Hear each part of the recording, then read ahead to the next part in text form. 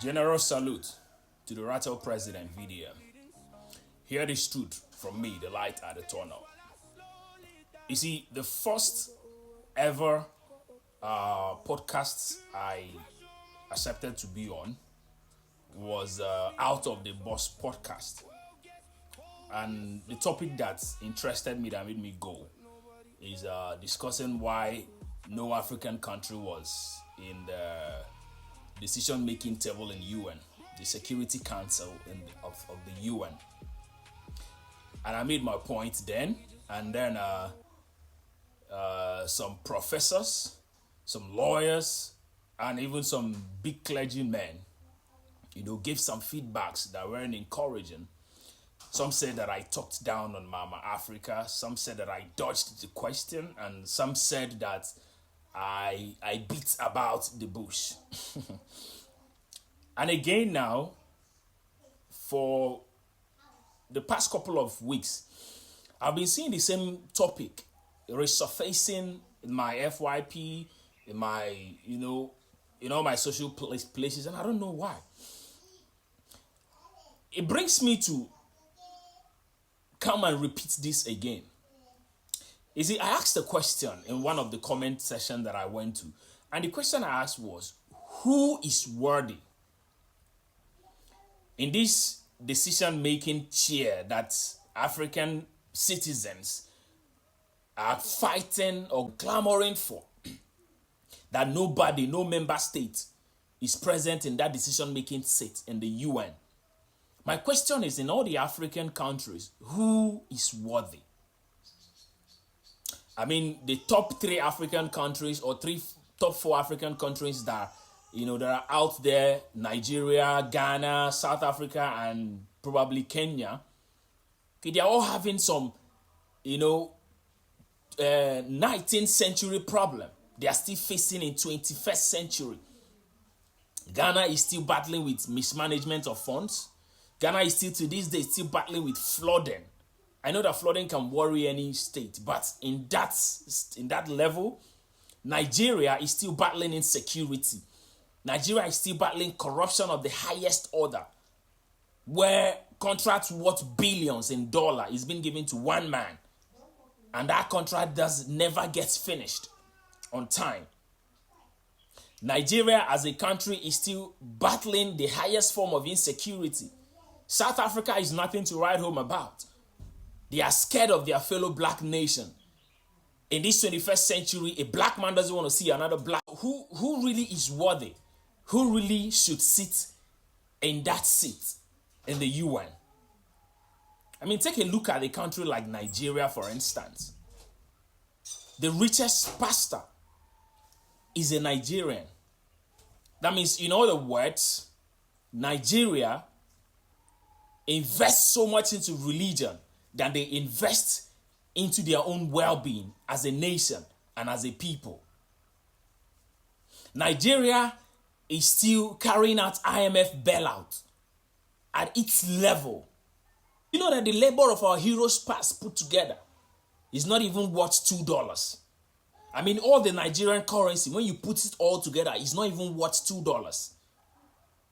All the Ghanaian currency, when you put it all together, is not even worth $40. I mean, all the currency notes, the 100 cedis, the 200 cedis, the 50 cedis, the 2 cedis, the 5 cedis, all of that currency put together. In Nigeria, the 1,000, the 500, the 200, the 50 naira, the 20, the 5. The coins, put it all together, is not even worth $2. And these are people that want to, be in the UN Security Council seat. You all are jokers. Your economy is in shambles. If that is not even an insult to things that are in shambles, it is time we get serious. It is time we get serious. The gold of Ghana is still not 100% being managed by the Ghanaian government. As of a couple of months ago, the South Africans, of course, you already know, Ubuntu died with who said it. And then, you see, the craziest part of this whole thing is that we Africans, we're always looking for who to blame. but not us. And until we Africans change our mindset, we will never be taken serious. First things first, Muammar Gaddafi of Libya was killed for reasons that is obvious today. But then it was something else. That should tell you that African unity is a threat to those people who we are butt licking, to those people who we are bowing down and licking their shoes. The solution to African problem is African unity. Now take a look at the people, the lovers of football. They are celebrating Haaland for sending Brazil packing. And then, of course, doing his normal ritual, hitting of the drum, the Vikings drum, and boom, woo, boom, boom, woo, woo. You get it? This is an individual or a group of people that have collectively agreed to showcase their culture, their heritage in the world map, the world football. But show me any African continent or any African country that showcases anything that is African culture in the World Cup that was taken seriously. I remember the Ghanaian Okonfogad who was blowing powder until he was arrested. And Africans couldn't get together and say, we say no to this madness. It's African culture that he is practicing and you guys have no right to arrest him. Oh, but of course, no, he's a Ghanaian. So what is our business if a Ghanaian is arrested after I'm a Nigerian? Oh, he's a Ghanaian. What is my business if a Ghanaian is arrested after I'm a South African? Oh, that is the problem of Africa, disunity. You see, European Union is working. Now every African want to get what we call Schengen visa. African Union is a joke. A big joke. That is what African Union is. When you come to ECOWAS, a mess. But yes, we want to be taken serious. We want to be inducted into the UN Security Council. To go and do what? It's more like I am $1 billion rich and you are $200,000 rich. And you want to join me in making decision of my company, which I've invested $1 billion into. Come on, let us be fair. African leaders, for you guys to be taken serious, pull out of the United Nations. Pull out of everything that has to do with United Nations because it doesn't favor Africa in any way. The other day, a plane that is tagged UN was, a footage was being circulated on the internet, landing somewhere in a deep forest in Nigeria. What is he doing there? But that's a story for another day. Africans, you have gold. Africans, you have oil. African, you have iron ore. Africans, you have bauxite. Africans, you have manganese. Dr. Congo. Africans, you have Victoria 4, which should also be renamed. Why is it even called Victoria 4? Why can't it be called Ramaphosa 4? Why can't it be called Ubuntu 4? Sometimes when you think about Africa, you get sick of it because the people you are even speaking for, risking your life for, doesn't even see the need for them to rethink. Yeah, but the most important thing is sitting on UN Security Council seat. You guys are a joke. Africa, let us unite. Osaji Kwame Nkrumah of Ghana fought for the same thing. Muammar Gaddafi. And the funniest part is look at the pattern of how these people died or how they were all sent on exile and they're from their own countries. And yet we Africans somehow got convinced that they were against Africa. Africa is for Africans. And until Africans rise up and understand that this is their land, we will never be taken serious.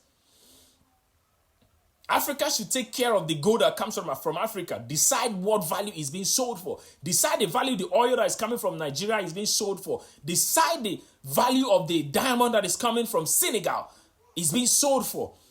Decide what should be installed in the Victoria Lake that could power the whole of Africa. Oh, you don't know that even when turbines are being installed in Victoria Lake, it could power the whole of Africa. I'm not saying Nigeria, Ghana, South Africa, the whole. But of course, we are just battling for the things that we can never reach. Why are we always fond of fighting for things that are unreachable? rather than things that we can easily reach. We want to control the things that are out of our reach to control, whereas the ones that are within our reach to control, we don't have any control over it. This is the African biggest problem.